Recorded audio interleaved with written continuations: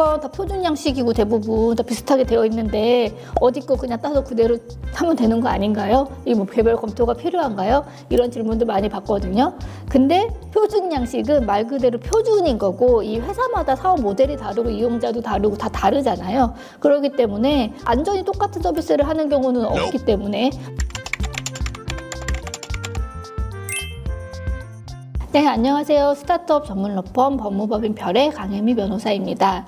그 스타트업이 플랫폼 창업을 많이 하시잖아요. 뭐 대표적으로 배민이나 쿠팡, 뭐 당근, 무신사 유명한 스타트업들 중에 이제 플랫폼 스타트업이 이제 많은데요. 플랫폼 사업을 운영할 때 꼭 챙겨야 할 법률 이슈 3가지를 저희가 뽑아봤습니다. 플랫폼 사업을 하다 보면 사실 법적인 이슈에 휘말리는 경우가 되게 많습니다.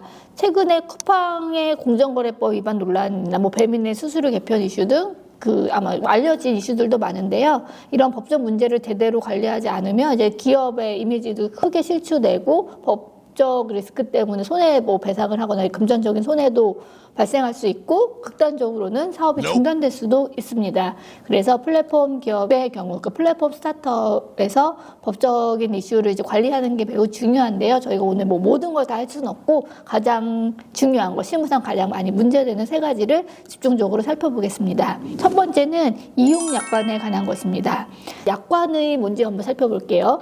약관이란 계약의 한쪽 당사자가 다수의 상대방과 계약을 체결하기 위해 미리 마련한 계약 내용입니다. 플랫폼 사업자의 경우에는 이제 이용자들 한 명과 1대1로 다 개별 계약을 할 수는 없잖아요. 그래서 이용 약관을 만들고 회원 가입하면서 이제 보통 이제 클릭을 해서 체크를 해서 동의하면서 이용 약관으로 계약을 체결하게 되는 거죠. 그래서 서비스의 이용에 있어서 그 회사와 이용자 간의 권리 의무를 이제 정하는 중요한 문서입니다. 일종의 계약이에요. 다만 그거를 이 사업자가 스타트업 입장에서 그거를 일방적으로 이제 작성해서 제시하는 특성을 갖고 있는 거죠. 개별 협상을 거쳐서 계약 내용을 정하는 게 아니라 회사 입장에서는 이 약관이 결국은 계약이기 때문에 여기에 권리 의무 관계를 제대로 정하지 않은 경우에는 나중에 문제가 발생할 수 있고 문제가 발생했을 때 이 이용약관이 불명확한 경우에는 해결이 안 되죠. 그래서 뭐 법적 소송까지 가게 되는 그런 사안이 될 수 있어서 이용약관을 매우 중요하게 작성하실 필요가 있습니다. 또 많이 물어보시는 게 이용약관 다 표준 양식이고 대부분 다 비슷하게 되어 있는데 어디 거 그냥 따서 그대로 하면 되는 거 아닌가요? 이 뭐 개별 검토가 필요한가요? 이런 질문도 많이 받거든요. 근데 표준 양식은 말 그대로 표준인 거고 이 회사마다 사업 모델이 다르고 이용자도 다르고 다 다르잖아요. 그렇기 때문에 완전히 똑같은 서비스를 하는 경우는 없기 때문에 뭐 지급 방식도 다르고 뭐 구체적인 부분이 다 다르기 때문에 각각의 서비스마다 이제 맞춤으로 개별 검토를 받아서 작성하실 필요가 있습니다. 그럼 이용약관 이런 약관 작성할 때 주의할 것이 뭐냐? 크게 3가지가 있습니다. 첫 번째는 이런 각 서비스마다 이제 권리 의무 관계가 있기 때문에 그런 거를 명확하게 정하는 것이 필요합니다. 그리고 두 번째는 우리는 플랫폼 사업을 운영하기 때문에 그 플랫폼을 보통 중개를 하고 이 연결을 해주는 업무를 많이 하잖아요. 그러니까 실제로 거래는 이용자 간에 이루어지는 경우가 많잖아요. 그러니까 그런 경우에 이 플랫폼은 중개업자로서 책임이 없다는 그런 면책 조항을 명확하게 두실 필요가 있습니다. 그래서 플랫폼은 거래 책임을 지지 않는다라는 부분을 명시하실 필요가 있고요.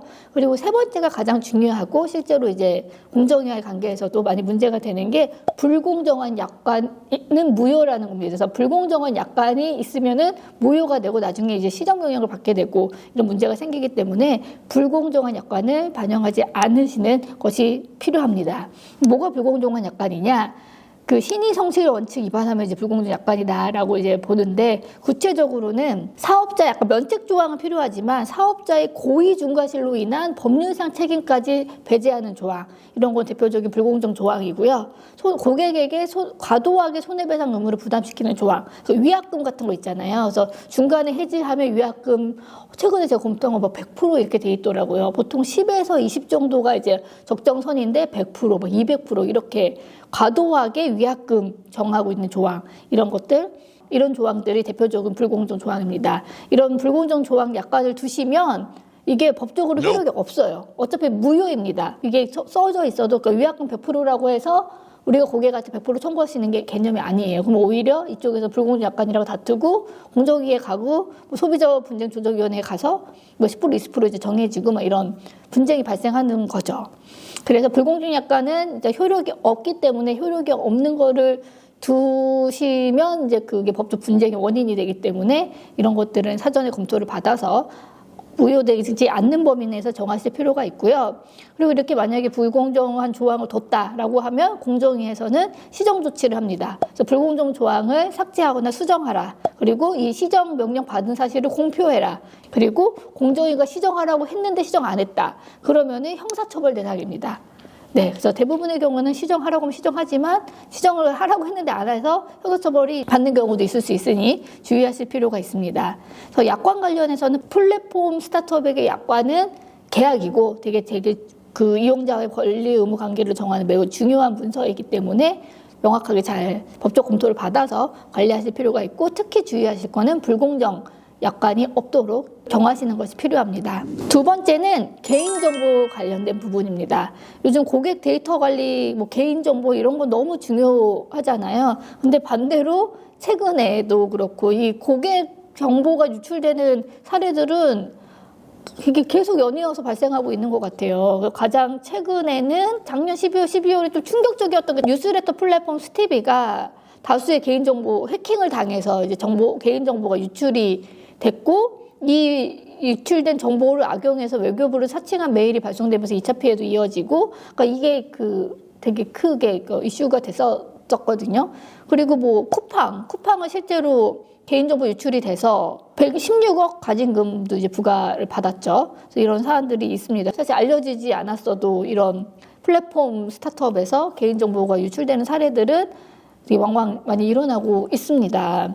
그래서 이 고객 데이터 관리하는 거, 개인정보 관리하는 거는 너무 중요하고요. 이게 한번 유출이 되면 사실 피해 회복이 어렵고, 그리고 그 회사의 이미지도 사실 되게 회복하기 어려운 것 같아요.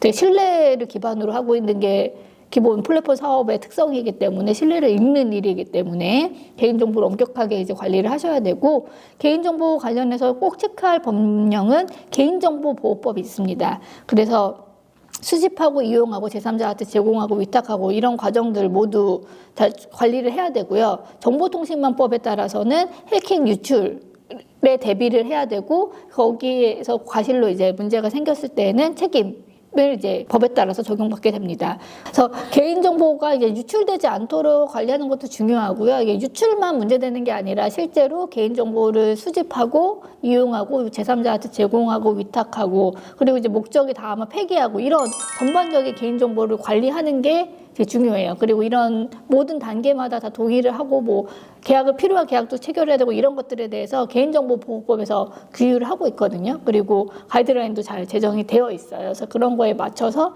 수집하는 단계, 이용하고 그 제3자한테 제공하는 단계, 그 일부 처리를 위탁하는 단계, 폐기하는 단계 이런 모든 개인정보와 관련된 A to G를 좀 전문가랑 상담을 하시면서 관리를 하시면 도움이 될 것 같습니다. 세 번째는 근로자성에 관련된 문제입니다. 이 플랫폼 스타트업의 경우에는 그 플랫폼에서 일하는 노동자가 직원이냐 아니면은 개인 사업자냐, 그러니까 근로자냐 아니냐 이게 되게 중요한 이슈거든요.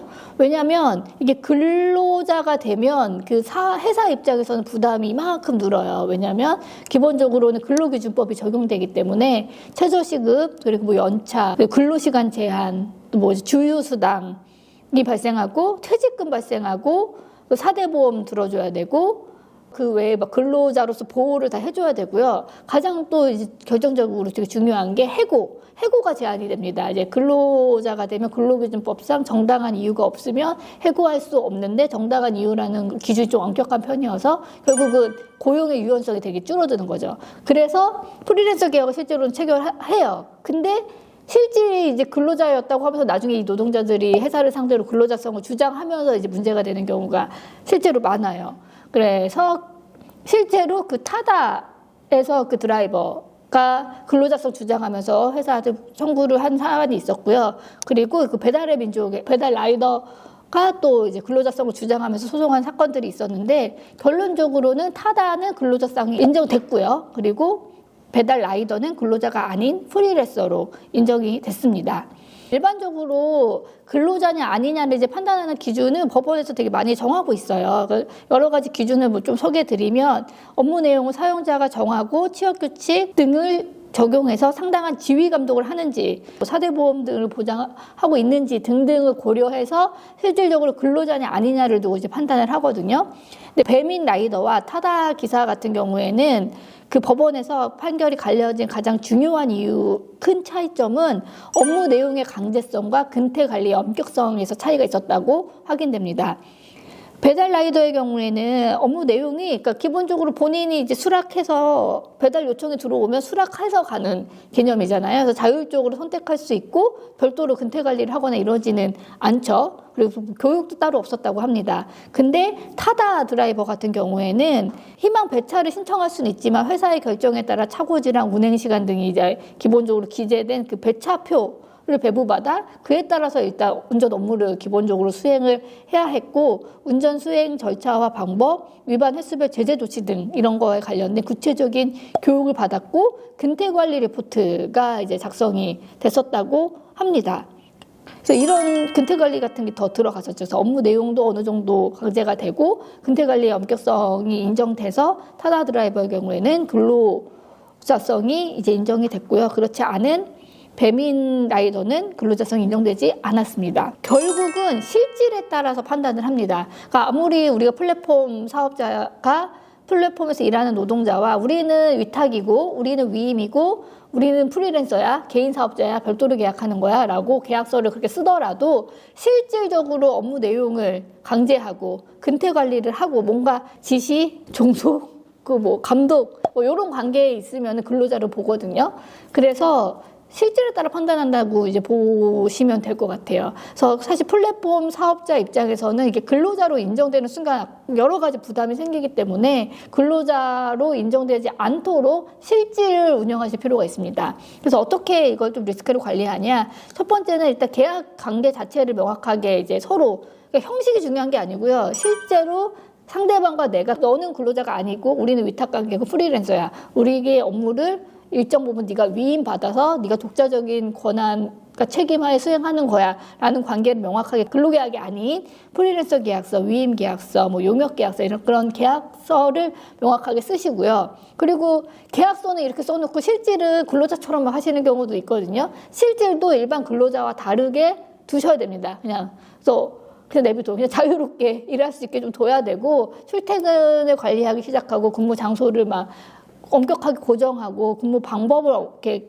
규율할수록 근로자로 인정될 가능성이 높기 때문에 특정 업무를 위임하되 그 업무는 알아서 좀 처리할 수 있게 좀 두실 필요가 있습니다. 그럼 그렇다고 보고도 못 받냐? 이런 건 아니에요. 그래도 이 위임 관계여도 그 업무 수행에 관련해서 보고는 수시로 받을 수 있기 때문에 보고를 받으면서 의견을 이제 주면서 이제 업무를 하시면 되겠습니다. 오늘은 플랫폼 스타트업을 하려면 꼭 알아야 할 3가지 법적 핵심 포인트를 살펴봤습니다. 그래서 이용 약관 꼼꼼히 검토하시고 체결하시고요. 특히 불공정 약관이 없도록 주의하시고요. 두 번째는 고객의 개인 정보를 관리를 하시고요. 유출됐을 때 리스크가 크기 때문에 유출되지 않도록 평소에 관리하시고 개인정보 처리 방침 등도 정비해 주시면 좋겠습니다. 세 번째는 플랫폼에서 일하는 근로자의 근로자성이 사실 항상 문제될 수 있기 때문에 명확하게 근로자는 근로자로 하시고요. 근로자가 아닌 개인사업자 프리랜서로 계약을 하신 경우에는 실제로 실질에 맞게 근로자가 아니게 잘 운영하실 필요가 있습니다. 그래서 플랫폼 사업을 할 경우에는 특히 다수와 이제 이해관계를 맺으면 사업을 운영하시기 때문에 법을 모르면 크게 이제 망할 수 있습니다. 그래서 창업을 하시기 전에 아니면 지금 플랫폼 사업을 운영하시는 경우라면 반드시 법적 리스크를 점검하고 안전한 비즈니스 모델을 구축하셔서 안전하게 사업을 영위하시길 바라겠습니다.